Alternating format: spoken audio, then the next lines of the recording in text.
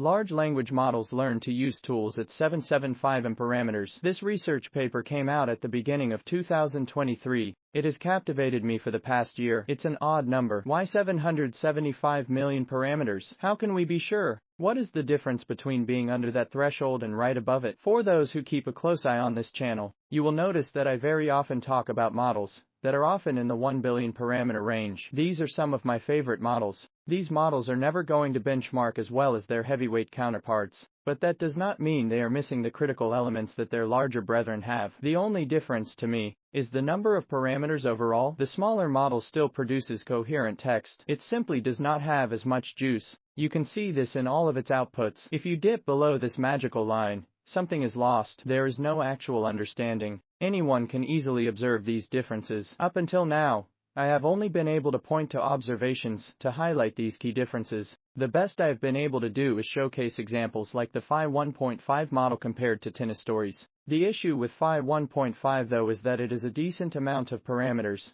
above the 775 million parameter threshold, about double. The issue with TinyLlama is that even the largest model is well below the 775 million parameter threshold, with the largest model clocking in at just over 200 million parameters. Finally though, my prayers have been answered. People have begun to be interested in shrinking llamas. TinyLlama released last week, and I have already done quite a lot of experimenting with that model. At 1 billion parameters, it is exactly what I have been wanting out of a model to test along these lines. This week brought a brand new addition to the llama family, and thus my llama dreams are now fulfilled. LiteLlama clocks in at just over 500 million parameters. Intentional or not, the unique parameter counts of these two specific models sets up a most excellent test scenario. LLMs learn to use tools at 775 million parameters. LLMs begin to display emergent properties at 775 million parameters. Why? What does this all mean? Up until now, these questions have all been merely speculative. I have created a Google Colab notebook. It is called simply LiteLlama and TinyLlama.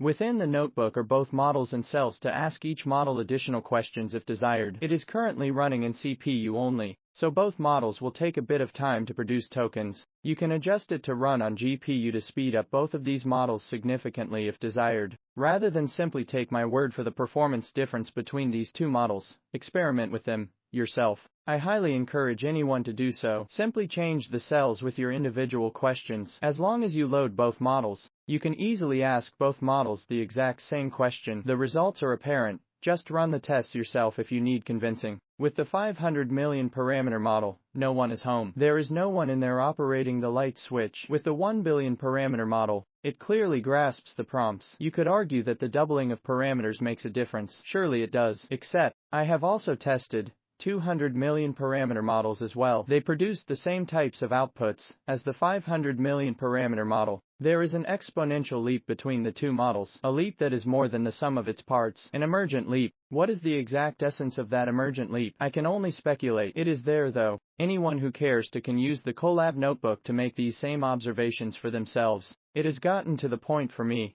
where I hate even mentioning the words consciousness or sentience in the same breath as artificial intelligence, but I will do so here, as there is no other way to expound upon this specific point. What is consciousness? I do not know. As a reasonable actor, I can narrow it down on some levels though. Is an ant conscious? No, an ant is not conscious. Is a human conscious? Yes, a human is conscious. Is a bird conscious? I think a bird is conscious.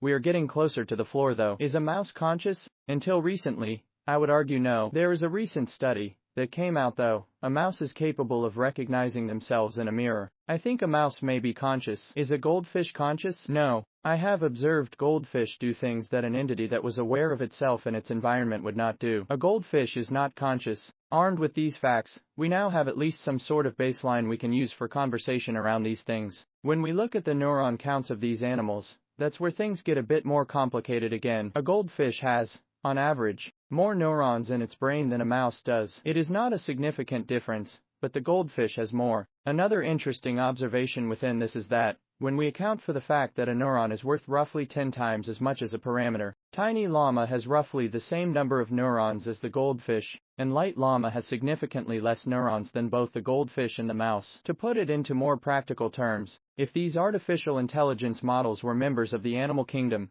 TinyLlama would be a mouse. and LiteLlama would be a shrimp or a guppy fish. For further perspective on these things, a shrimp or a guppy fish still has magnitudes more neurons in its brain than a praying mantis. A praying mantis has a large number of neurons in its brain for an insect, and it possesses around 1 million neurons. To complicate this raw processing power equation a bit more though, let's throw a chicken into the mix. We have established that a mouse is likely conscious on some level. How about a chicken? I think a chicken would fall outside of the scale of consciousness. Maybe this is the magical cutoff point. Mouse, yes. Chicken, no. Except, a chicken has twice as many neurons in its brain as a goldfish, and a goldfish has more neurons in its brain than a mouse. Examining all of these factors does not produce any conclusive results one way or the other. Focusing on this specific range of the animal kingdom though, does yield interesting results and interesting questions. There are massive differences between a goldfish, a mouse, and a chicken, just as there are massive differences between LiteLlama and TinyLlama. What does that all mean in the end?